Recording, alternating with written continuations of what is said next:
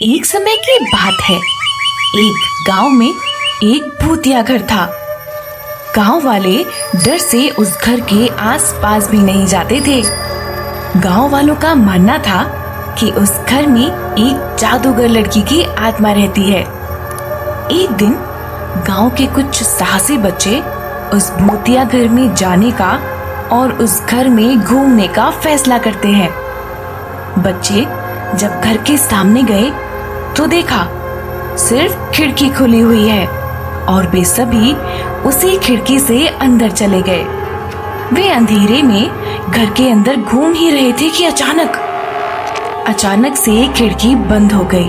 ये देखकर सारे बच्चे डर गए। अचानक से वो भूत लड़की बच्चों के सामने आ गई और जोर जोर से हंसने लगी और कहा कि अब तुम सब मेरे बंदी हो, मैं किसी को जिंदा नहीं छोड़ूंगी। बच्चों को डर के मारे कुछ समझ नहीं आ रहा था, लेकिन फिर भी वे हिम्मत नहीं हारे और सब एक साथ मिलकर बाहर निकलने का रास्ता ढूंढने लगे। ढूंढते ढूंढते एक बच्चे को एक पुरानी किताब मिली जो कि एक जादुई किताब थी और उस किताब में एक जादुई मंत्र लिखा था जिसके उच्चारण करने से वो भूत घर से दूर भाग सकती थी।